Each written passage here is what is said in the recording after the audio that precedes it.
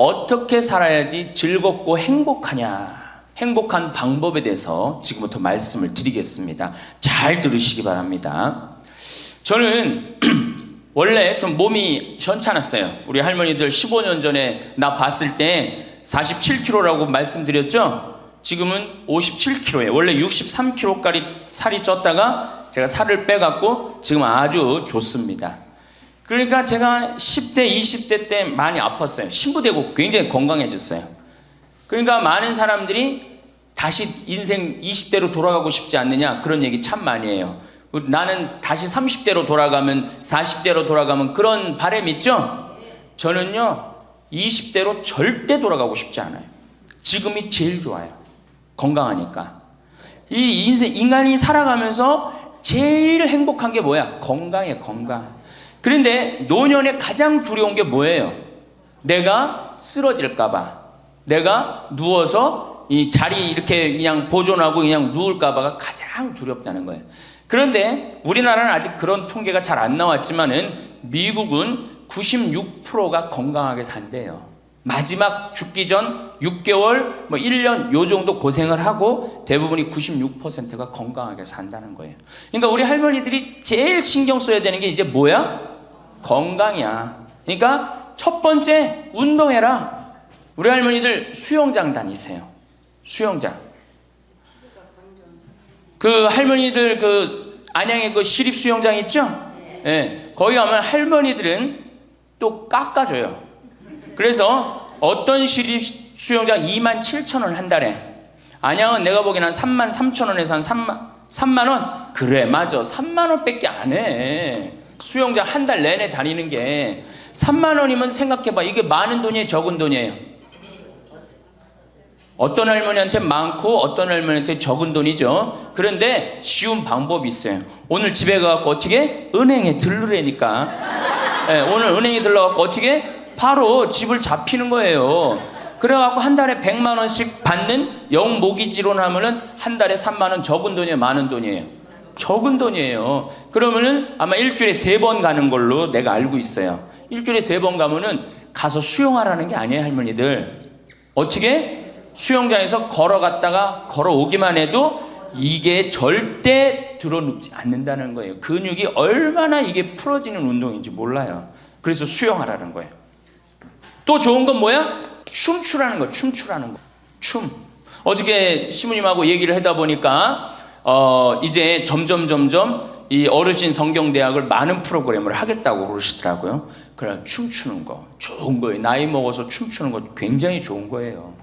그 다음에 그것도 안 되면 스트레칭. 그 현영의 S라인 그 테이프 하나 사다가 똑같이 해라는 게 아니에요. 비슷하게만 해도 몸이 굉장히 좋다는 거예요. 문제는 안 움직이는 게 문제예요. 안 움직이는 게. 그러고 난 다음에 걷기 운동. 묵주 하나 들고 거기 안양천 내려가고 어떻게? 잘 꾸며놨잖아요, 이제는. 안양천 왔다 갔다만 해도 그게 건강에 좋은 거예요. 괜히. 3단 받쳐요? 그래. 그러면은 한 3번 왔다 가고 9단 해갖고 마지막 집 가는 길 1단 해갖고 10단 받치면 딱 좋은 거지. 보통 5단 받치는데 한 25분 정도 걸리잖아요. 그러니까 이게 걷는 운동이 굉장히 중요해요. 제가 우리 할머니들을 위해 강의를 하기 위해서 읽은 책인데 여기에 아주 재미난 글이 나와요. 잘 들어보세요. 91살인, 자 여기 91살 손 들어보세요. 없죠? 90살 넘은 분들? 91살인 에드워드의 예를 들어보자. 에드워드는 86살 때까지 평생 동안 하루도 운동을 한 적이 없다는 거예요. 86까지. 운동 안 하는 사람들 많죠. 우리 할머니들도 운동 전혀 안 하는 분들 있죠. 그러니까 86까지 평생 운동을 한 번도 한 적이 없대. 그 무렵 그는 노인을 위한 히브루 재활 센터를 방문하게 되었는데 마침 자신의 여가 시간을 채우기 위해서 무언가 할 일이 필요한 참이었다. 그는 건강한 삶이라는 노인을 위한 웨이트 트레이닝을 중심의 운동 프로그램을 등록하게 됐다. 웨이트 트레이닝이 뭐냐면은 엽기 들고 이러는 거, 그런 거예요. 할머니 예도 나와요. 할머니 예도. 86살 먹은 할머니 예도 나오는데 어쨌든 비록 그는 말초신경 장애로 인해서 다리 감각을 많이 상실한 심각한 상태였어. 99이면 생각해봐. 다리도 쩔뚝거리고 걷고 그렇겠죠? 그러니까 말초신경이 다 무너진 상태야. 일주일에 3번씩 다리 밀기 하는 거 있어요. 다리 밀기 하는 거, 무릎 뻗기, 다리 구부리기, 그 다음에 가슴 밀기, 이걸 기구 운동을 한 거야. 그러니까 그 웨이트 트레이닝을 한 거죠. 그는 다리 통증이 있어서 다리 밀기 기구는 한 번에 한 다리씩만 했어. 2다리를 못하고 한 다리씩만 했어. 남들이 보면 바보 같았겠죠. 그는 몇 살이든지 더 강해지고 더 좋아질 수 있어요. 운동을 시작하면서 기분이 좋아졌고 강해졌어요 라고 이야기합니다. 일단 시작하면 활력으로 가득 차게 될 것입니다. 웨이트 트레이닝으로 걷는 게 많이 나아졌고 기분도 더 좋아지고 잠도 더 잘 자고 식사도 더 잘하게 되었습니다. 운동을 시작하고 인생이 달라졌다는 거예요. 91살에. 생각해봐. 91살이면 뭐 기다리는 때야? 이제 관에 들어갈 것만 기다리는 때라고 생각하잖아요. 그렇지 않다는 거예요. 죽을 때까지 사람 몸은 단련하면 건강해진다는 거예요. 이 할아버지 얘기 보세요. 그는 노인치고 너무 넓어진 가슴 덕분에 최근 한 행사를 위해서 새로 옷을 구입해야만 했다. 무슨 얘기냐? 웨이트 트레이닝을 하니까 91살에 어떻게 됐어? 가슴이 넓어져 갖고 기본에 입던 양복을 못 입고 새로 샀다는 거야. 91살에. 그러니까 나이 먹어갖고 제일 중요한 게 뭐야? 운동이야. 그러니까 할머니들 어떻게 오늘부터 운동을 하세요. 헬스장에 등록도 하고. 86살 먹은, 여기 이 책에 보면 86살 먹은 할머니가 헬스장에 등록을 해갖고 헬스를 하는데요. 인생이 완전히 달라진다는 거예요. 춤도 추고. 그러니까 우리 할머니들 어떻게? 수영장, 춤, 스트레칭, 걷기. 돈 없으면 걷기. 돈 없으면 걷기. 돈 좀 있으면 수영장. 집 하나 잡히면은 헬스장 등록할 수 있는 거예요. 그래서 건강처럼 우리 인생에 좋은 게 없어요. 이런 걸 해다가 죽어야지 꼴까닥 죽는 거예요.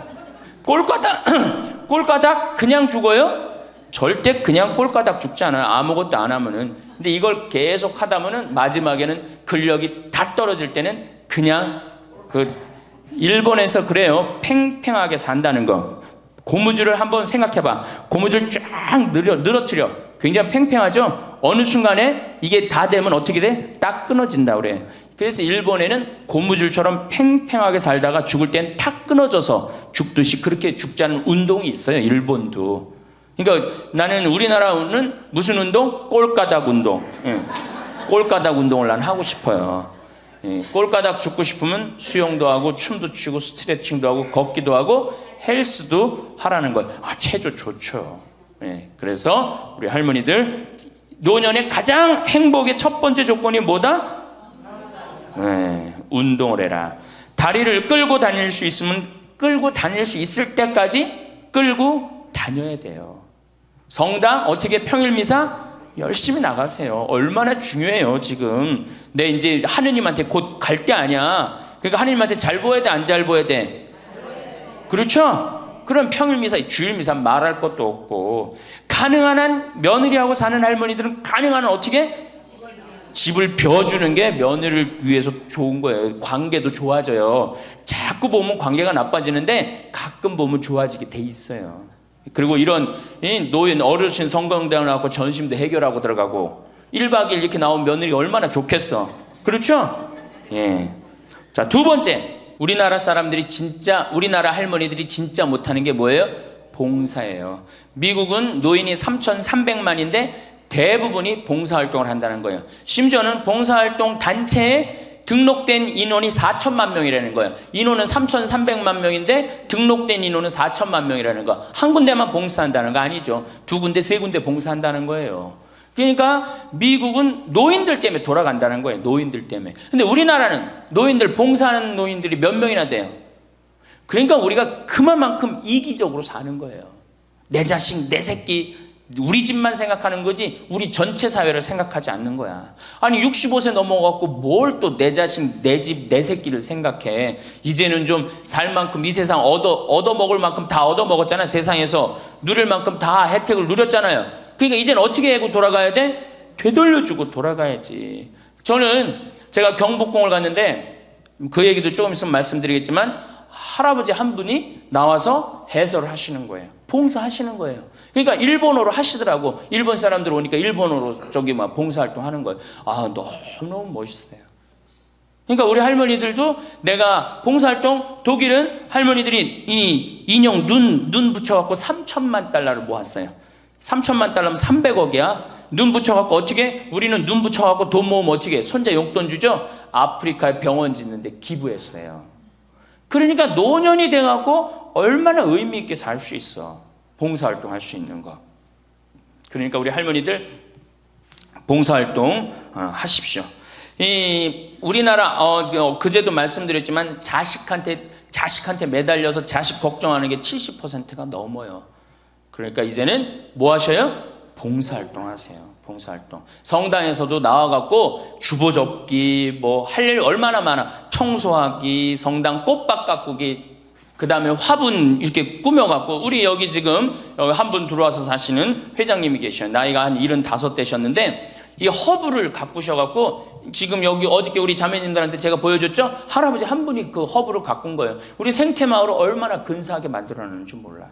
그러니까 우리 할머니들 분갈이도 배우고 꽃도 키우는 것도 배워갖고 허브 키우는 것도 배워갖고 성당에 화분도 참 이쁘게 해놓고 시간 너무너무 많은데 뭐 할 거야 그 많은 시간. 뒷방에 쪼그리고 앉아갖고 대동아 전쟁부터 인생 복귀하고 앉아있는 시간, 그 시간이 있느니 뭐 하는 게 나아? 봉사활동하는 게 나아요. 그래서 화분도 키우고 꽃도 키워갖고 성당 계단 올라가는 것도 놓고 그게 얼마나 할 일이 많어. 원망하고 자식이 난 냉면 언제 큰아들이 사줄래나 둘째 아들이 사줄래나 막내딸이 사줄래나 그런 거 원망이나 하지 마시고. 세 번째, 일을 놓지 말아라. 일을 놓지 말아라. 여러분들 송혜 선생님이 몇 살이시죠? 81살이에요. 81살인데 얼마나 멋있어요. 정말로 전국을 들었다 놨다 하잖아요. 그것도 주일날 12시에. 난 늙었으니까 난 이제 뭐 그만한다. 섹스피어의 그 리어 왕 얘기 보면 딸들한테 왕위를 내줘버려요. 그래갖고 어떻게 돼? 완전히 그냥 뭐 인생 쪼그라지는 거예요. 이제는 젊은 사람들한테 자리를 내준다 그런 생각할 필요 없어요.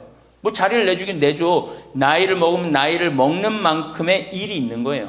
이번에 94살 먹은 구당 선생님이 추석 때 여러분들 침하고 뜸하고 강의하는 거 보셨죠? 얼마나 멋있어요. 난 늙었으니까 이제 안 한다. 나이를 먹으면 먹을수록 경험이 쌓이는 거예요. 그걸 왜 포기를 합니까? 저는 그 일본의 할아버지들 보면은 95, 96 된 할아버지들도 회사 출근하고 일 다 운영해요. 우리나라가 뭐 너무너무 좋은 거, 젊은 거, 새로운 거 해갖고 오래된 거를 중히 여기지 않는데 할머니, 할아버지들이 사실은 삶의 경험이 훨씬 많은 거예요. 그 일을 놓으면 그게 다 없어지는 거예요. 그 구당 선생님이 하신 얘기가 있어요. 예전에는 혼자 알고 죽었다는 거예요. 혼자. 그래서 그게 한 사람한테만 전해져갖고 비법이라는 거예요. 비법. 근데 의술이라는 게 비법이 어디냐는 거야. 모든 사람이 다 알고 다 나아지는 게 좋은 거지. 너무 멋있는 생각 같아요. 그러니까 이제까지 살아온 경험을 어떻게 나눠주는 게 중요해요. 그래서 학교를 다녀야 돼. 그런 걸 체계화하기 위해서 60부터 63살까지 4년 동안 학교 다녀야지 노인 자격증을 줘야 돼. 그냥 나이 먹는다고 나이 먹는 게 아니에요. 제대로 먹어야지, 제대로. 그러니까 절대 일을 놓지 말아라. 이번에 중국 북경올림픽에서 자원봉사자 최고령이 몇 살이야? 103살의 최고령 봉사자예요. 103살짜리가 자원봉사했어요. 이번에 그 할아버지가 정말로 나이는 뭐에 불과해? 숫자에 불과한 거. 이제는 나이는 숫자에 불과한 거예요.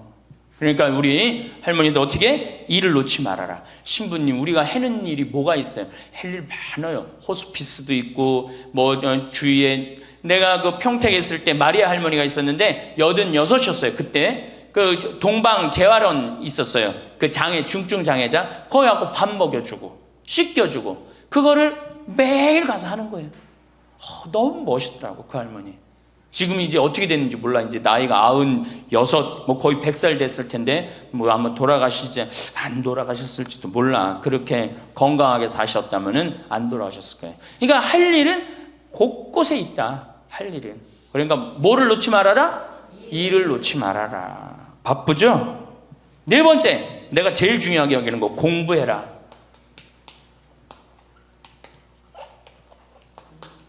나이 먹으면은 공부할 생각을 안 해요. 더 새로 배울 생각을 안 해요. 얼마나 우리 할머니들이 한심하냐면은 자식이 어머니 핸드폰 사드릴게요. 핸드폰을 사줬어. 그러면 기능을 배워야 될 거 아니야. 이게 뭐 복잡하고 골치 아프다고 기능 안 배우고 1번 큰아들, 2번 작은아들, 3번 막내딸 땡! 그렇죠? 아니 이거 강의 시간에 핸드폰 안 울리게 하려면 진동으로 하는 방법도 배우고 진동 푸는 방법도 배우고 그 다음에 또 저 신부님 정말로 강의 너무너무 재밌네. 한번 사진도 찍어야 되겠다. 그럼 사진도 쫙 찍고 나하고 좀 사진 내 핸드폰에 신부님 딱 사진도 좀 찍어놓고 이래야 되는데 우린 배울 생각을 해야 안 해요. 생전 안 해. 1번 큰아들, 2번 작은아들, 3번 막내딸 땡이야 땡. 뭐 메시지 보내는 법도 좀 배우고 그래갖고 그냥 자식들한테 맨날 전화하고 그러지 말고 자식이 뭐 하는지도 모르는데 맨날 전화하지 말고 메시지 보내갖고 얘야 오늘 날이 참 덥단다. 더운데 뭐 건강 조심해라. 엄마가 얼마나 멋있어요. 그러니까 안 배우고 짜증을 자꾸 내. 얘 뭐 이렇게 복잡한 게 이런 게 어딨냐. 아이고 이거 내 관둬라. 이래고 그냥 짜증을 자꾸 배. 무식하면 자꾸 짜증을 부리고 성질을 부리게 돼 있어요. 그러니까 신부님 늙어서 자꾸 이렇게 가르쳐달라 저렇게 가르쳐달라 창피하다고. 시대가 얼마나 빨라요. 안 배우고 못 살아요. 안 배우고. 저도 배우는데요. 저도 우리 직원들한테 컴퓨터 모르면 전화해갖고 야 이게 어떻게 되는 거냐, 이걸 어떻게 이 그림을 집어넣어야 되는 거냐. 그래갖고 신부님 제가 컴퓨터 그대로 켜놓을 테니까 따라하세요. 그러면은 따라해요. 그래 야 이게 뭐냐 그러면서 배우는 거예요. 시대가 빨리 변하기 때문에 어떻게 배울 수밖에 없어요. 얼마나 빨리 변하느냐면은 지난 1000년은 지난 100년에 빠른 만큼 변해요. 지난 100년 동안 빠른 거는 지난 10년에 빠른 거하고 똑같아요. 지난 10년은 어떻게? 지난 1년에 변한 것처럼 또 지금은 3개월에 한 번씩 업그레이드 된다는 거예요. 그런데 안 배우면 어떻게 하려고. 안 배우면 신부님 이젠 살 만큼 살았고 머리 복잡합니다. 뭘 배웁니까? 그냥 이러다 살다 죽지. 그럼 뭐하러 살아 죽지 그냥. 사는 나는 사는 것 같이 살다가 죽어야 될 거 아니에요. 운동도 하고 봉사도 하고 일도 놓지 말고 공부도 하고 그리고 살아야 되는 거예요. 뭐든지요 배우면 즐거운 거예요. 그래서 제가 우리 할머니들한테 자수, 수지침, 요즘 또 저기 평화방송 보니까 귀침 그 교육도 있대. 이침이라고. 이침, 도자기. 여기 할머니들 오면 예전에 내가 도자기를 이렇게 만드는 프로그램을 했었어요. 애들보다 훨씬 잘 만들어요 할머니들이. 깜짝 놀랐어요. 왜 애들보다 훨씬 잘 만드는가 했더니 평생 송편 빚고 뭐 손으로 한 게 얼마나 많아. 그러니까 도자기를 정말이에요. 할머니들이 훨씬 잘 빚어요. 정말로. 알 거야. 지금 아는 사람들은 내가 내 얘기 무슨 얘기 하는지 아는 사람들은 알 거예요. 그러면 지금 할머니들 도자기 잘 빚어갖고 그거 공부하면은요 앞으로 10년 20년 동안 도자기 빚을 수 있어요. 그래갖고 도자기 잘 빚은 게 1년 2년만 배우면은 웬만한 거 빚거든요. 그럼 어떤 음식점에서 그 집 할머니 도자기 참 잘 빚는다 그러는데 우리 집에 그릇 한 100개만 주문한다고. 그럼 100개 해갖고 납품하고 배우면은요 일이 생기게 돼 있어요. 일이 생기게 돼 있어요. 신부님 우리 능력이 지금 가장 좋은 때예요. 왜 10년 20년 산 사람보다 60년 70년 산 사람들이 경험이 축적돼 있어 안 축적돼 있어? 축적되어 있는 거예요. 그래서 깨달음이 자 인생을 4기로 나눕니다. 태어나서 25, 30살까지를 배움의 시기라고 그래요. 배움의 시기. 공부하고 배우죠. 이게 1기야. 인생의 1기. 30살서부터 50살까지는 사는 시기야. 사는 시기. 예. 그래갖고 장가가고 애 키우고 돈 벌고 집 마련하는 거야. 그렇죠? 50부터 70까지가 제3기야. 구분하는 사람마다 다 틀리지만은 50부터 이게 비상하는 시기라는 거예요. 이때 배움은, 이때는 멋모르고 배우잖아. 이때는 삶의 경험이 다 축적돼 있잖아요. 그리고 이때 배우면요, 그 배움의 깊이가 틀려진다는 거예요. 깨달음의 농도가 틀리다는 거예요. 굉장히 깊이 깨달을 수 있고 굉장히 깨달음이 클 수 있다는 거예요. 근데 이때 다 공부를 놓는단 말이에요. 이때 책도 안 읽고, 생전 책 읽으라고 해도 책도 안 읽고, 안 보인다고 그러고 안 읽죠? 안 보이긴 왜 안 보여? 피천득 선생님은 90살 될 때까지 다 봤는데 이게 자꾸 안 보니까 시력이 떨어지는 거예요. 계속 보면은 시력 안 떨어진다고 그래요. 뭐 텔레비전이나 계속 3시간 4시간 보니 그놈의 눈이 나빠지지. 뭐 하늘만큼 땅만큼 너는 내 운명 춘자 내 경산한 내 이런 거나 보고 있으니까 시력이 나빠지지. 5번째, 인생을 즐겨라. 저는 엄마가 뿔났다 해서 이순재 선생님이 그 어떤 이쁘장한 할머니랑 데이트 요즘 하죠? 그런데 둘째 아들이라는 의사라는 아들놈이 나타나갖고 아버지의 그거를 아주 못을 받고 나갑니다. 그놈 이 세상에 나쁜 놈 중에 제일 나쁜 놈 중에 하나예요. 왜? 아버지는 감정이 필요 없다 이거야. 그래 나이를 먹을수록 감정이 더 애틋합니다. 나 강의 끝나고 나 끌어안는 할머니들 많아요. 막 끌어안고 젊은 30대 40대 아줌마들은 강의 듣고도 나 안 끌어안죠. 근데 60대 70대는 할머니 끌어안는단 말이에요. 누구 감정이 애틋한 거예요? 할머니 감정이 더 애틋한 거예요. 아니 나이를 먹어갖고 사랑하는 사람 만나갖고 기대고, 아까 어제 계속 제가 말씀드렸잖아요. 나이를 먹으면 유대관계가 아주 중요한 거예요. 남편이 없다, 친구가 없다, 너무너무 외로운 거야. 그런데 그 와중에 그 이쁘장한 할머니랑 데이트를 하는데 그거를 반대하는 자식은 그 자식이에요. 그래서 여러분들 우리가 인생을 즐길 줄 알아야 돼요. 우리 할머니들 경복궁 자 전철 타면은 전철비 공짜 아니야? 공짜죠? 경복궁 입장료 공짜 아니야? 공짜죠? 공짜예요. 65세 넘으면은. 자 보세요. 야 오늘은 내가 왕비처럼 대왕 대비마마가 되고 싶다. 노인 어르신 성경대학 같은 반 우리 도시락사 들고 가자. 가면은요 그 얼마나 궁이 이뻐. 그럼 다 설명도 해줘. 그 뒤에 부용정이라는 데 가봐. 얼마나 그 정원이야. 왕실의 정원이에요. 이 내가 세계 여러 나라 정원 다녔지만 우리나라 정원처럼, 우리나라 궁의 정원처럼 자연스럽고 아름다운 데는 없어요. 다 다른 데는 꾸며놓고 정말로 편안하지 않아. 근데 거기 이렇게 산책을 하다 보면요 그냥 너무너무 좋다. 특히 이제 단풍 들 때 가봐요. 정말 기가 막히지. 그러니까 경복궁.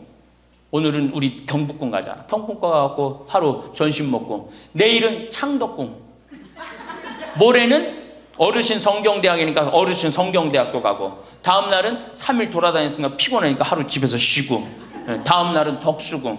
그 다음에 또 내가 할머니들한테 많이 청하는 거는 박물관에 많이 다니시라는 거예요. 이거 다 배움하고 다 연결돼 있는 거야. 박물관에 가보세요.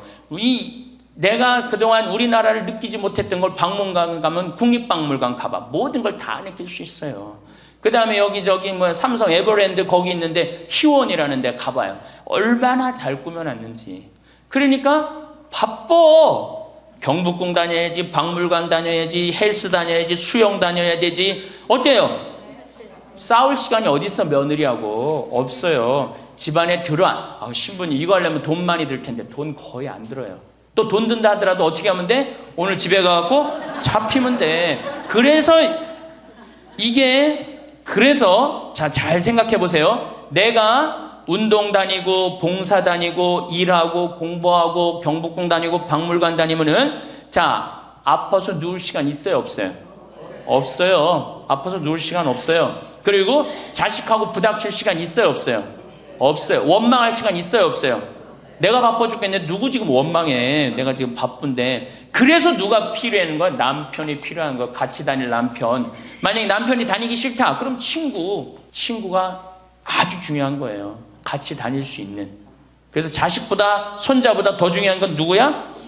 이렇게 얘기해도 집에 가면 또 자식 용돈 달래, 손자 용돈 달래 거기다 주지. 친구, 좋은 친구 이 라면 냉면 같이 안 사 먹어. 참 이 벽을 어떻게 깨야 되는지. 그래서 학교를 다녀야 돼. 4년제 학교를 졸업해야지. 자격증을 주고 안 다니면 못 살게 해줘야 돼. 6번째, 감사하라. 우리 신앙인 중에 내가 천주교 교우들 중에 정말 못하는 게 감사예요. 우리 할머니들, 우리 집에 암 환자들이 많이 와 있어요. 암 환자들이. 어제도 암 환자 몇 분이 미사 참여를 했어요. 잘 못 느꼈겠지만은. 그런데 저기 순천, 전주에서 오신 분들, 순천에서 아주 증세가 안 좋은 자매가 하나 왔어요. 아주 얼굴이 새카매, 간이 안 좋아갖고 얼굴이 새카매. 남편도 나한테 와갖고 신부님 소식을 들었는데 여기 오면 좋다고 그래서 왔다. 신부님만이 우리를 살려준다. 내가 무슨 재주가 있어서 살려줘? 나는 살려줄 능력 없어요. 그런데 왔는데 그 자매를 봤는데 우는 거예요. 너무 아프니까 계속 우는 거예요. 그런데 내 강의를 몇 번 들어보고 주위에 암 환자들 보니까 암 환자들이 깔깔깔깔 웃는 거야. 그러니까 나한테 그 얘기를 해요. 로엘라 자매님, 신부님 너무 이상하다고. 저 암에 걸렸는데 왜 웃느냐고. 저 자매들은 난 아파 죽겠는데 난 밥도 못 먹고 토하고 그러는데. 그래서 내 강의에 중요한 게 뭐야? 기뻐하라, 감사하라야. 자매님 지금 살아있는 것 자체만 해도 지금 은총이다. 죽으면 하나님한테 가는 것도 은총이고, 내가 울면서 하루를 지내느냐 웃으면서 하루를 지내느냐 굉장한 차이가 있다. 얼마나 자매님 이렇게 암이 걸렸어도 이렇게 경치 좋은 데서 와서 해주는 밥 먹고 사는 사람이 몇 명이나 되느냐. 그것도 남편 시중, 극진하게 남편이 모시더라고요. 이렇게 남편 시중 극진하게 들고. 이게 지금 감사할 일이 지금 울 일이냐. 자매가 한 일주일 지나더니 신부님 밥을 먹을 만하다는 거예요. 밥을. 그리고 이제 한 2주일 있다가 항암 치료를 하러 갔어요. 그 병원에서 유명하대. 항암 치료하면 토하고 울고 토하고 우는 거. 그래서 의사 선생님들이 지나가면서 본대요. 일주일이 있는데 자매가 왔어요. 자매가 와갖고 나한테 이제 한 1시간 동안 얘기를 했어요. 신부님, 내가 이번에 기적을 체험했다는 거예요. 무슨 기적을 체험했냐니까, 내가 여기 이 평창의 생태마을에 오기 전까지는 감사라는 걸 몰랐대요. 근데 가만히 생각해 보니까 이 좋은 남편의 좋은 가정에 얼마나, 지금까지 살아 50이 넘었으니까 지금 살아온 것이 얼마나 감사한지 몰랐대. 그렇게 감사를 하고 웃기 시작하니까 몸이 덜 아프더래요. 그래갖고 병원에 갔는데 첫날 항암을 했는데, 항암을 하면 그렇게 토했대. 너무 아파갖고. 근데 첫날 항암을 했는데 안 토하더래요. 아프지도 않더래요. 그래서 참 신기했대요. 그 의사 선생님들 보고 맨날 나 죽으면 어떻게 하냐고 울었는데 의사 선생님들 보고 빵긋빵긋 웃었대, 본인이. 그러니까 그냥 의사 선생님들 이상하다고, 저 맨날 울던 저 자매가 저렇게 웃느냐고. 이틀째 항암을 했는데 그때도 안 토하더래. 안 아프더래. 6일 동안 항암을 했는데 안 토하고 안 아프더래요. 그래갖고 항암하고 난 다음에 하루를 병원에서 쉬어야 되는데 바로 평창에 온 거야. 여기가 좋다고. 왜? 사람이요, 감사하고 기쁘다 보면요 아픈 것도 없어지는 거예요. 짜증 부리고 신경질 부리면 병이 나한테 들어오거든요. 근데 내가 막 웃고 기쁘면요 병이 나가게 돼 있어요. 그래갖고 이제 우리 자매가 여기 있다가, 내가 여기 여름에는 사람이 너무 많이 오니까 좀 가 있으라고. 근데 얼마 전에 그 형제가 전화했어요. 신부님, 저 순천에 사는 누구입니다. 요즘 어떻게 됐느냐 그랬더니, 우리 마누라가요 얼마 전에 병원에 갔는데 암이 다 없어졌어요. 기적이지, 기적. 감사하냐 감사하지 않느냐에 따라서 건강도 결정되는 거야. 건강도. 그러니까 우리 할머니들 감사하세요. 그리고 여기 할머니들은 감사 안 할 수가 있는 할머니들이야. 지금 2달으로 이 평창까지 올 정도면 감사해 안 감사해? 본당 신부 잘 만나갖고 뭐 돈도 많이 대줬다며, 얘기 들어보니까. 돈도 많이 대주고 얼마나 좋아. 그리고 생각해봐. 어제 점심 저녁, 오늘 아침 저녁 해주는 밥 먹었잖아. 그렇죠? 맨날 내가 집에서 해 먹어야 되는데 해주는 밥 먹고 얼마나 감사해. 또 어젯밤에 이렇게 빈님이 오시는데 아침에 일어나니까 저 구름, 산에 걸려있는 구름 이뻐요 안 이뻐요? 그러면은 벌써 하느님한테 감사 찬양 100번은 더 했어야 될까? 하느님 감사합니다. 내가 비산동 성당 다녀갖고 이 좋은 성당에서 여기 1박 2일로 보내주고 밥 3끼 이제 먹었잖아. 밥 3끼 공짜로 먹여주시고 감사합니다. 감사합니다. 입만 열면 뭐 해야 돼? 감사합니다 해야죠? 그러면은 건강한 거예요. 건강한 거예요. 예, 그러고 살아야 돼. 그리고 집에서도 자식들 앞에서 입만 열면 뭐 해야 돼? 감사하다. 니네들 건강하고 나도 건강하고 감사하다. 그냥 냉면 안 얻어먹은 거 이런 것만 원망하지 말고. 냉면 먹고 싶으면 어떻게 하라고? 내 돈 가지고 내가 가서 사 먹으면 돼. 내 돈 주고 내가 가서 사 먹으면 되지. 그걸 기다려요. 신부님 냉면 사 먹을 돈이 어디 있어요? 집 하나 잡히면 되는 거예요. 7번째, 웃어라. 자, 우리 할머니들 어제 오늘 많이 웃었어요, 안 웃었어요? 이게 웃는 게 이 할머니들한테 문제인데, 웃으면 자꾸 수명이 연장된다는데 어떻게? 어린아이는요 하루에 300번 어저께 할머니들이 깔깔 웃은 것처럼 웃는데요. 근데 나이 먹을수록 하루에 10번, 15번을 안 웃는다는 거예요. 근데 우리 할머니들 어제 오늘 어린아이 같이 깔깔깔깔 웃었어. 그러니까 얼굴이 처음에는 얼굴이 다 굳어 있었어요. 첫 강의 평화방송 봐. 첫 강의 굳어 있나 안 굳어 있나? 네, 첫 강의 보세요. 그런데 지금 4번째 강의인데 얼굴이 확 폈어. 웃으니까 얼마나 좋아. 이 분위기가 확 꽃이 피잖아. 웃으면서 살아야 돼요. 특히 우리 할머니들은 안 웃으면은 정말로 무서워 보여요. 생각을 해봐. 머리는 하얗지 얼굴은 쭈글쭈글하지. 어? 거기다 웃어도 전찬을 방공인데 그 얼굴을 갖고 인상을 한번 써봐. 얼마나 자식들이 보기 싫겠어. 그러니까 자식들 보면 어떻게? 빵긋빵긋 웃어요. 빵긋빵긋. 그리고 가능한 한 집 근처에 안 들어가는 게 좋아. 수영장 다니고 헬스장 다니고 경복궁 다니고 박물관 다니고, 그 다음에 지금 각 구청에서 전부 다 교육 프로그램이 굉장히 많아요. 붓글씨도 배우고 가봐. 하여튼 프로그램이 굉장히 많아요. 제가 서울이나 뭐 이런 데 강의 가요. 일반 구청 뭐 또 이 여성교육센터 가보면 강좌가 40개가 넘어요. 그럼 그거 등록하고 가서 듣는 거야. 그거 얼마나 좋아. 가면 또 밥 주는 데도 많고. 집에 계시지 말고. 자, 8번째, 자기 자신에게 친절해라. 제가 이거 가장 중요하게 여기는 겁니다. 자기 자신에게 친절해라. 우리 할머니들 이제 내가 늙었으니까 이제 소용없다. 이제 뭐 난 늙었으니까 이제 뭐 부귀영화도 필요 없다. 그냥 밥 세끼만 먹고 산다. 이러지 마세요. 지금처럼 소중한 순간이 없어요. 죽기 전에 가장 행복하게 죽어야지 천당 가는 거예요. 자, 아들이 어머니 제가 갈비 사드리니까 갈비 먹으러 갑시다. 그러면은 할머니들이 얘야 경제도 어려운데 갈비는 무슨 갈비냐, 그냥 집에서 김치찌개나 먹자. 이 할머니 바보 멍텅구리 할머니예요. 아들이 갈비 사준다면 어떻게 해야 돼? 방에 들어가고 바로 빨간 거 입술에 바르고 가방 들고 따라 나가야 돼요. 에? 그리고 체하 갖고 집에 들어와서 약을 먹는 한이 있더라도 아들한테 뭐라고 그래야 돼? 내가 아들 잘 만나갖고 호강한다. 고맙다. 고맙다. 어디 갔어? 고맙다. 응? 감사하다. 정말로 내가 너 때문에 호강한다. 나같이 이렇게 호강하는 노인네가 우리 동네는 없다. 이렇게 얘기하면은 다음에 아들이 어떻게 해?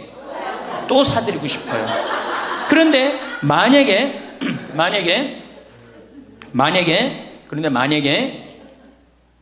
나는 먹으러 가기 싫다. 그리고 또 뭐가 꼬이는 게 있어갖고 더 화가 나면은 더 어깃장을 놓죠? 그러면 다음에 갈비 먹으러 갈 때, 자, 가자. 그러면은, 우리끼리 가자. 그러면 손자가, 할머니도 같이 가야지. 할머니 그거 싫어해. 우리끼리 가자. 그리고 간단 말이야. 자, 그리고 이제 그 소리를 들으면 또 어떻게 돼? 또 열받잖아. 스스로 무덤을 파지 마세요. 이번에 5월달에 우리 둘째 형님이 효자라고 그랬죠? 둘째 형님이 그동안 큰 대기업에 다니다가 이제 나이가 먹으니까 쫓겨났어요.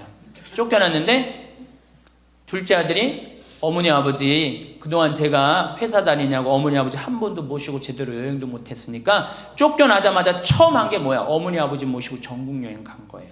전국 여행. 어머니가 전화를 했어요. 아들이 이렇게 여기 전국 여행 다닌다고 뭐 일주일을 벼두라고 그랬다고. 그래서 내가 어머니한테 얘기했어요. 어머니 분명히 아들이 호텔이나 좋은 데 예약했을 텐데 하룻밤 뭐 20만 원 30만 원 자는데 여기서 자지 말고 여관에서 자자. 제발 그러지 말라고. 대신 어떻게 들어가고 자면서 내가 아들 만나고 호강한다. 내가 이렇게 행복한, 내가 나같이 행복한 노인네가 세상에 어디 있을 수 있는가. 그렇게 계속 얘기하라고. 계속. 그래야지 아들이 기분 좋은 거예요. 나는 내가 신부 처음 됐을 때 어버이날인가 어머니한테 내가 옷 좋은 걸 사줘야 되겠다. 그래갖고 백화점에 가고 거의 100만 원짜리를 내가 골라갖고 은은하고 우아한 거를 사다 줬어요. 어머니한테. 근데 어머니가 그걸 딱 보더니 확 내던지더라고. 100만 원짜리를. 나 이런 거 싫다고. 그러니까 어머니 마음에 안 드는 거예요. 늙으면 난 울긋불긋한 거 좋아하는 걸 그때 몰랐지. 그걸 모르고 그냥 은은한 걸 사준 거야. 근데 마음에 안 들었던 거지. 그런데 사실은 마음에 안 들어도 아이고 고맙다. 그리고 안 꼈잖아. 그럼 그거 갖고 울긋불긋한 거 사면 되잖아. 근데 그 자리에서 버리니까 그 후로 난 한 번도 어머니 옷 사준 적이 없어요. 자신이 없는 거야. 뭘 사다 줘야지 이게 마음에 드는 건지. 이제는 좀 자신 있어. 이제는 울긋불긋한 거 사다 주면 좋다고 그래. 자기 자신한테 친절해야지 누구도 친절해? 자식도 귀하게 여기는 거예요. 재미난 얘기가 있잖아요. 어떤 엄마가 자기 아들을 막 때려. 야 이놈 자식 너 맨날 말도 안 듣고. 그럼 동네 아줌마도 에이 이놈아 너 왜 엄마 말 안 들어? 때리는 거예요. 내 자식 내가 때리면 누구도 때려 남도 때리게 돼 있어요. 근데 내 자식 금여 오기야 키우면 다른 사람 못 때립니다. 똑같은 거예요.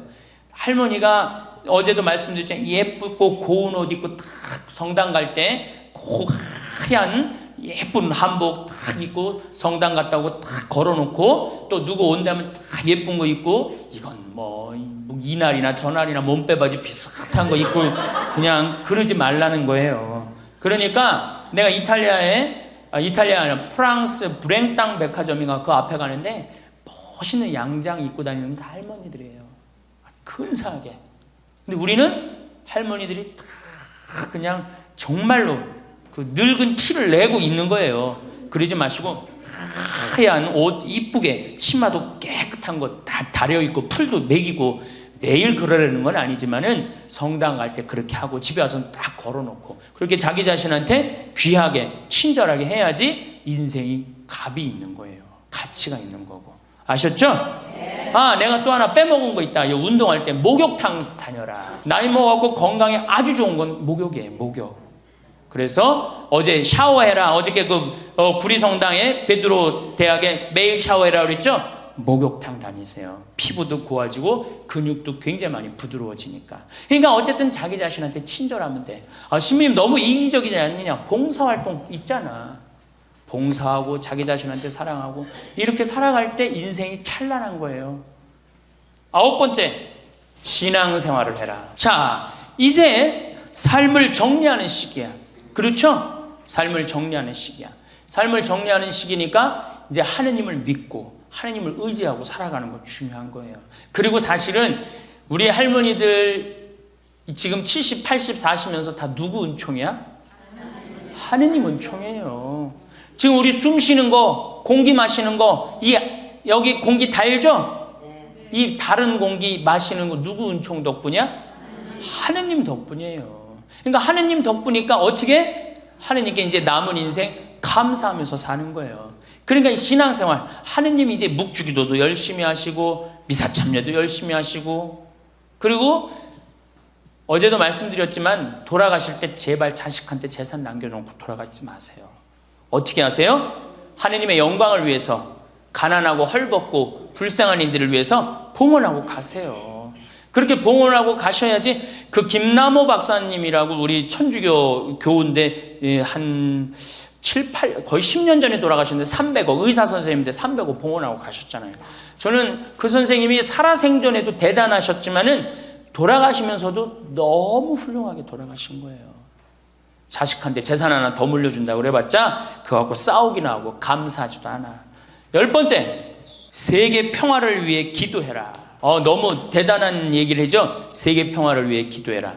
우리 할머니들 어제도 미사여물 들어오는 거 보니까 어떻게? 손자를 위하여, 뭐 자식을 위하여. 제발 그러지 마시고 이제는 전쟁이라면 하느님, 성모님이 그러잖아요. 전쟁 없애기 위해서 기도해라. 세계 가난한 이들을 위해서 기도해라. 그러잖아요. 그러니까 우리 할머니들 이제는 항상 누구를 위해서 기도해? 세계 평화, 세계의 구원을 위해서. 이젠 70쯤 됐으면 세게 놀아야 될 거 아니야. 크게 놀아야 될 거 아니야. 세계의 평화를 위해서, 세계의 구원을 위해서. 우리 성모님이 늘 세계 구원을 위해서 기도하라고 그러잖아요. 그리고 우리 신부들을 위해서 기도하고. 그러니까 기도를 적어놔. 1번 이거 뭐 방송에 뭐 누구 이름 하면 안 된다고 그러네. 본당 신부 위해서. 2번 세계 구원을 위해서. 3번 사제들을 위해서. 4번 기억하고 싶은 사람들 많잖아. 부모님을 위해서. 5번 자식들을 위해서. 6번 대통령 똑똑해지라고 기도하고. 이렇게 기도해놓고 아침부터 일어나고 딱 기도 지향을 두고 기도를 해두면요, 얼마나 자신이 소중한 사람이고 중요한 일을 한다는 걸 안다는 거예요.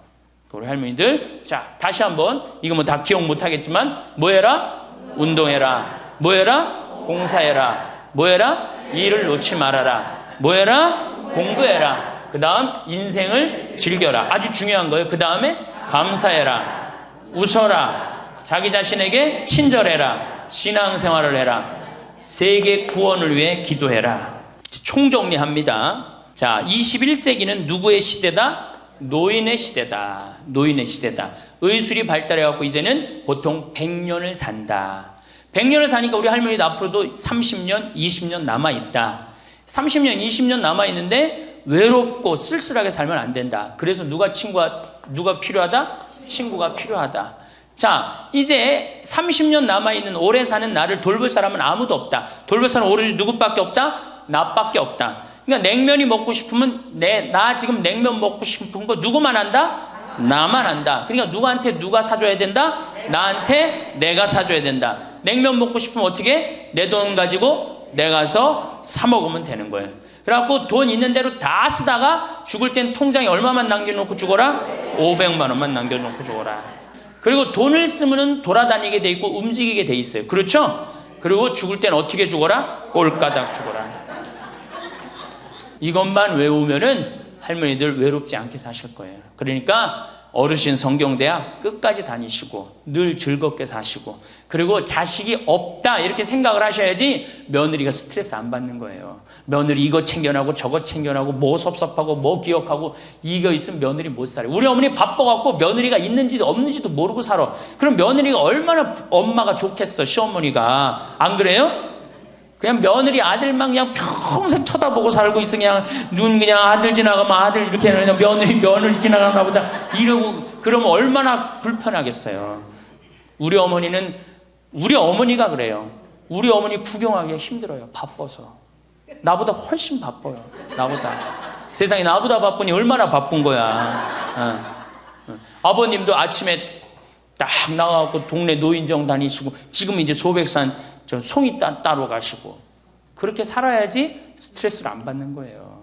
그래서 여러분들, 교황님이 뭐라 그러셔? 돌아가시면서 나는 행복했습니다. 여러분들도 행복하십시오. 자, 끝으로 은총. 저는 내가 비산동에 있을 때도 그랬어. 내가 이렇게 미사를 봉헌하다 보면 어떤 자매가 앉아있으면 기분이 너무 좋아. 미사 봉헌할 때. 그 자매 은총 가득한 자매예요.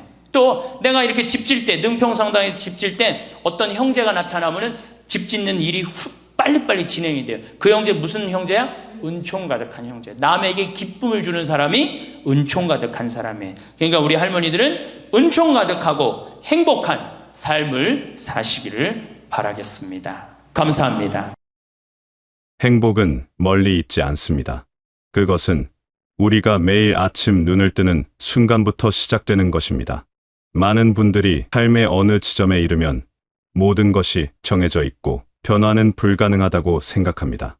하지만 진실은 그와 정반대입니다. 우리는 언제든 새로운 시작을 선택할 수 있고 원하는 삶을 만들어갈 수 있습니다. 숫자로 표시되는 것들이 우리의 가능성을 제한할 수는 없습니다. 진정한 삶의 가치는 그런 숫자가 아니라 우리가 어떤 마음으로 하루하루를 살아가느냐에 달려 있습니다.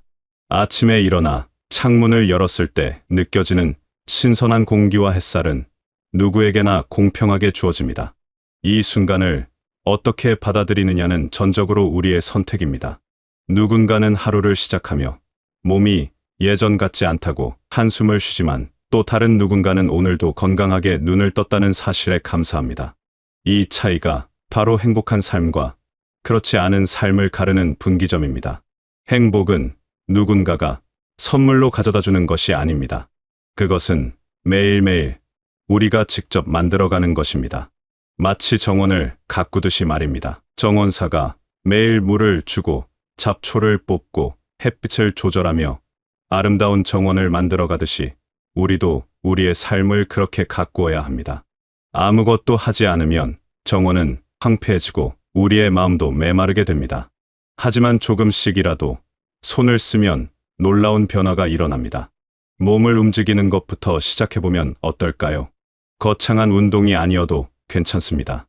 아침 산책이든 집 앞 공원을 한 바퀴 도는 것이든 중요한 것은 꾸준함입니다. 걷다 보면 계절의 변화가 느껴집니다.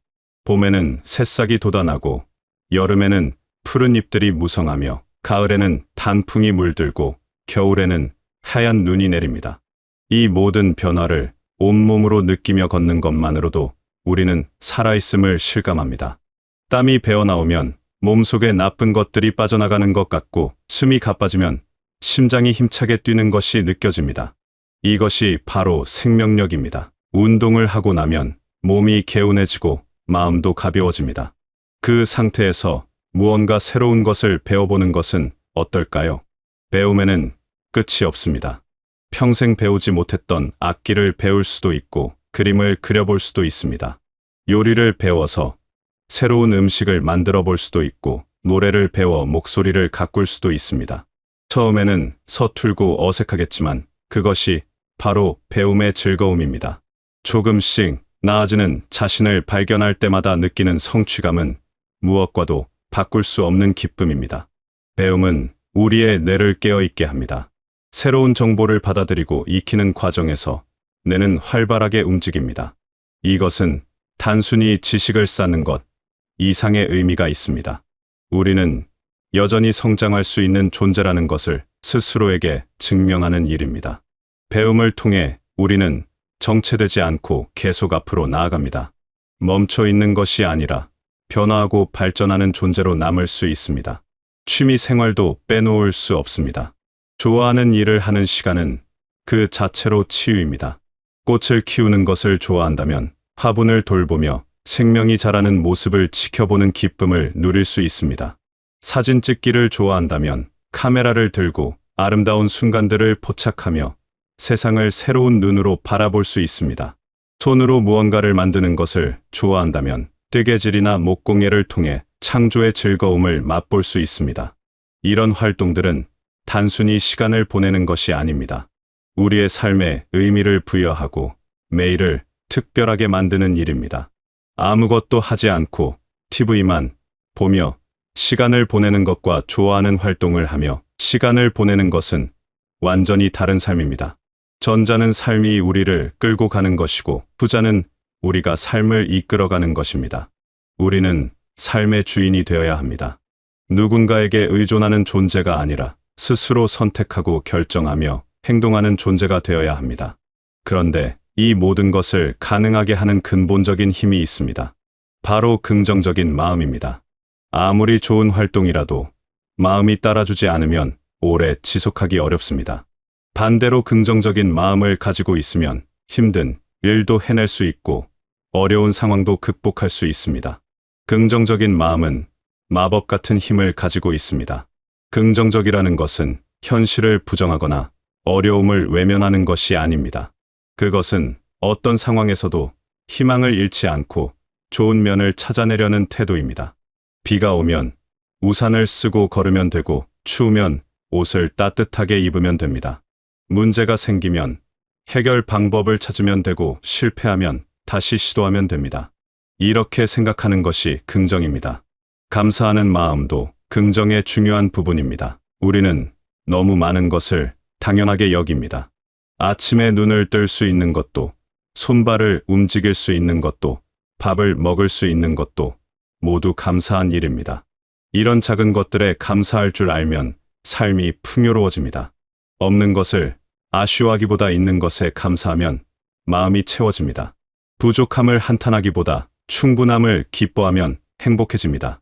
웃음도 중요합니다. 웃음은 최고의 약입니다. 크게 웃으면 스트레스가 풀리고 면역력이 높아집니다. 웃을 일이 없다고 생각할 수도 있지만 웃을 일은 늘 있습니다. 재미있는 영상을 보거나 유쾌한 사람들과 시간을 보내면 자연스럽게 웃음이 나옵니다. 때로는 특별한 이유 없이도 그냥 웃어보면 어떨까요? 거울을 보며 웃어보면 자신도 모르게 기분이 좋아집니다. 웃는 얼굴은 아름답습니다. 주름이 있어도 괜찮습니다. 웃는 주름은 삶을 잘 살아온 증거입니다. 가장 중요한 것은 자기 자신을 사랑하는 것입니다. 스스로에게 친절해야 합니다. 우리는 타인에게는 관대하면서 자신에게는 가혹한 경우가 많습니다. 실수를 했을 때 자신을 심하게 질책하고 부족한 점만 보며 자책합니다. 하지만 우리는 완벽할 수 없습니다. 완벽하지 않아도 괜찮습니다. 있는 그대로의 자신을 받아들이고 사랑해야 합니다. 자신에게 다정한 말을 건네보세요. 오늘도 잘 살았다고 수고했다고 대견하다고 말해보세요. 긍정적인 마음은 우리의 건강에도 직접적인 영향을 미칩니다. 마음이 편안하면 몸도 편안해집니다. 스트레스가 줄어들면 혈압이 안정되고 소화가 잘 되며 잠도 잘 옵니다. 반대로 부정적인 생각에 사로잡히면 몸도 아프고 기운도 없어집니다. 마음과 몸은 하나로 연결되어 있습니다. 마음이 건강해야 몸도 건강합니다. 긍정적인 마음은 또한 우리를 더욱 능동적으로 만듭니다. 할 수 있다는 믿음이 있으면 시도하게 되고 시도하면 변화가 일어납니다. 반대로 안 된다고 생각하면 아예 시작조차 하지 않게 됩니다. 마음가짐 하나가 삶 전체를 바꿀 수 있습니다. 그래서 긍정적인 마음은 단순한 기분의 문제가 아니라 삶의 질을 결정하는 핵심 요소입니다. 주변 사람들과의 관계도 긍정적인 마음에서 시작됩니다. 밝은 사람 곁에는 사람들이 모입니다. 긍정적인 에너지는 전염됩니다. 여러분이 밝게 웃으면 상대방도 따라 웃게 됩니다. 여러분이 따뜻한 말을 건네면 상대방도 따뜻하게 응답합니다. 좋은 관계는 우리의 삶을 더욱 풍요롭게 만듭니다. 함께 웃고 이야기 나누며 시간을 보내는 것은 큰 행복입니다. 이 모든 것들이 모여서 진정한 행복을 만듭니다. 숫자로 표현되는 것들은 우리의 본질이 아닙니다. 중요한 것은 우리가 어떤 마음으로 살아가느냐입니다. 능동적으로 자신의 삶을 가꾸어가는 사람은 언제나 아름답습니다. 매일 조금씩 움직이고 배우고 즐기며 살아가는 사람은 생동감이 넘칩니다. 그리고 그 모든 것을 긍정적인 마음으로 받아들이는 사람은 진정으로 행복합니다. 지금 이 순간이 바로 우리의 삶입니다. 과거는 이미 지나갔고 미래는 아직 오지 않았습니다. 우리가 가진 것은 오직 지금뿐입니다. 이 순간을 어떻게 살아가느냐가 우리의 삶을 결정합니다. 매일 아침 눈을 뜨면 새로운 하루가 시작됩니다. 이 하루를 어떻게 채워갈지는 우리의 선택입니다. 작은 것부터 시작하면 됩니다. 오늘 잠깐이라도 밖에 나가 걸어보는 것은 어떨까요? 평소에 하고 싶었던 일을 한 가지만 해보는 것은 어떨까요? 누군가에게 따뜻한 말을 건네보는 것은 어떨까요? 거울을 보며 웃어보는 것은 어떨까요? 이런 작은 실천들이 모여서 큰 변화를 만듭니다. 변화는 하루아침에 일어나지 않습니다. 하지만 매일 조금씩 노력하면 어느새 큰 변화가 와 있습니다. 꾸준함이 중요합니다. 하루 이틀 하다가 그만두면 아무것도 변하지 않습니다. 하지만 꾸준히 계속하면 반드시 변화가 옵니다. 처음에는 힘들어도 습관이 되면 자연스러워집니다. 그리고 그것이 삶의 일부가 되면 없어서는 안 될 소중한 것이 됩니다. 우리는 모두 가능성을 가지고 있습니다. 새로운 것을 시작할 수 있는 용기와 변화를 만들어갈 수 있는 힘이 우리 안에 있습니다. 다만 그것을 믿고 실천하느냐, 마느냐의 차이일 뿐입니다. 믿으면 할 수 있습니다. 시작하면 이룰 수 있습니다. 포기하지 않으면 반드시 도달합니다. 삶은 아름답습니다. 어떤 상황에 있든 삶은 살아볼 만한 가치가 있습니다. 우리가 살아있다는 것 자체가 축복입니다. 매일 아침 해가 뜨고 저녁이 되면 별이 반짝입니다. 계절은 돌고 돌며 자연은 끊임없이 변화합니다. 이 모든 것을 경험할 수 있다는 것이 얼마나 감사한 일인가요? 우리의 삶도 마찬가지입니다. 변화하고 성장하며 나아갈 수 있습니다. 멈춰 있을 필요가 없습니다. 언제든 새로운 시작이 가능합니다. 오늘이 바로 그 시작점이 될 수 있습니다. 지금 이 순간부터 달라질 수 있습니다. 결심하고 실천하면 됩니다. 행복은 거창한 것이 아닙니다. 일상 속 작은 즐거움들이 모여서 행복이 됩니다. 아침에 마시는 물 한 잔의 상쾌함도, 따뜻한 햇살을 받으며 걷는 것도, 좋아하는 활동을 하며 보내는 시간도 모두 행복입니다. 이런 순간들을 소중히 여기고 누릴 줄 알면 매일이 행복합니다. 우리는 충분히 가치 있는 존재입니다. 여러분은 소중한 사람입니다. 있는 그대로 아름답고 의미 있는 존재입니다. 자신을 사랑하고 돌보며 살아가세요. 매일 조금씩 움직이고 배우고 즐기며 살아가세요.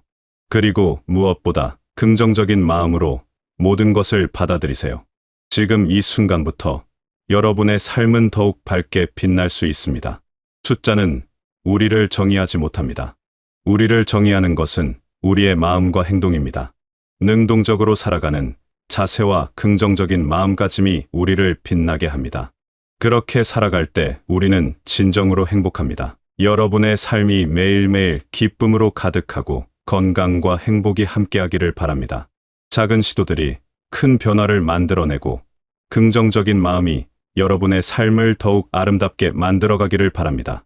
오늘도 내일도 모든 날들이 의미 있고 소중한 시간이 되시길 바라겠습니다.